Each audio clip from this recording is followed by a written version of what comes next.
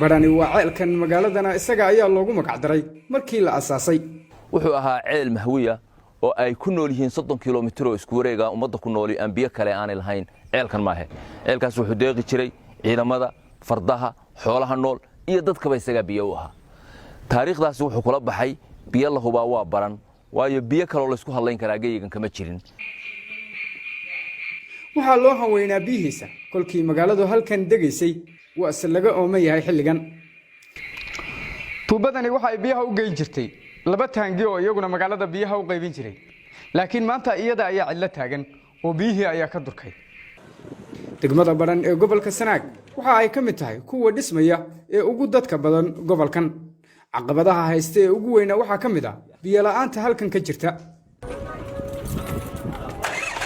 Cabdikariin waxa uu subaxdan ka soo istaagay afurur oo 120 kiiloomitir Badhan u jirta. booyadiisa oo 40 qaada waxa loogu soo dhaanshay $15. Badhanna fustada biyaha waxa la siiyaa $4. cawsana shishadii salaamiga loogu tagaa dabadna ceel daahir baanu ka degnaa 30 kiilo rafo misna ba sii garaacna taayirka banjaro iyo kabaanka jabay iyo ciidaas iyo carradaas ka badanta dhibta ka imanaysa iyo hurdalaantu maalintii halka markaa ka tago labada waxa soo galaa maxaan ku raad afarta habeenimo oo dambe baan soo galaa kadibna maxaan ku raad biyaha $5 baan ku shubnaa ma garatay isla ilbriqsi waa dhamaan dadkana waa ka go'aanin isla halkaas aan ku kala wareegnaan marka dhibta noocaas baa naga haysata. qiimahaasi dadku ma wada awoodaan waxaana jira qoysas ay ku adag tahay iibka joogtada ah. mararka qaarkood waxa dhacay inay booyadu diidaan foosto inay shubaan oo dadka foostada isticmaala oo aan haysanin barkadaha ay haraad u dhintaan.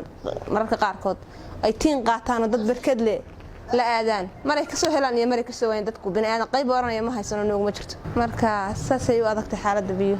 magaaladani waxa ay ku taal dhul qorafa afarteeda geesna waxa laga qoday riigag. laguma soo guulaysan in la baajiyo booyadaha bari ka soo dhaaminaya. annagu ka maamul ahaan dadaalkeeda waa ku jiraa insha Allah inay magaalada biyo heli lahayd, laakiin bulshada lafteeda waxaan rabnaa inaan arrinta ku baraarugsan tahay sida ganacsatada kale inay maartay qurba joogta inay iyaga laftooda qayb ka noqdaan si magaalada biyo u heli lahayd. magaaladu waa magaalo weyn hadda oo maartay runtii koreysa bulsho badan oo ku nooshay. waxaan ognahay inay maartay nolosha asaasiga ee meelaha maartay deganaanshaha kowka inay tahay biyaha iyo tahay wixii la mid ah. inta ay meel u bedesho helayaan gaari gaclayaashu waxa ay sidan u dhaamin doonaan biyaha midabkoodu isbedelay. looma isticmaalo noolaha iyo dadka nool inay hadda cabaan sababtu tahay wuu raagay wuu wasakhoobaa markuu sida u raago, laakiin waxa loo isticmaalaa wixii hawl fududeynaha oo ka kharash badnaa biyaha kale ee la cabayay ee dadku ay quudanayaan.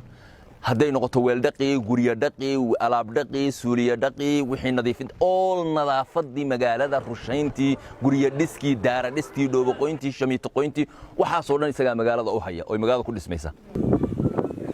magaaladan badi guriyuhu waxa ay ka siman yihiin baraagahan banaanka ku yaal ee majaroorku ku fororo. midaasna waxa sababtay duruufaha biyo yaraaneed ee halkan ka jirta. waxaase la isweydiinayaa intee barani ku jiri kartaa xaaladaas. maxamed xasan dhalo Badhan.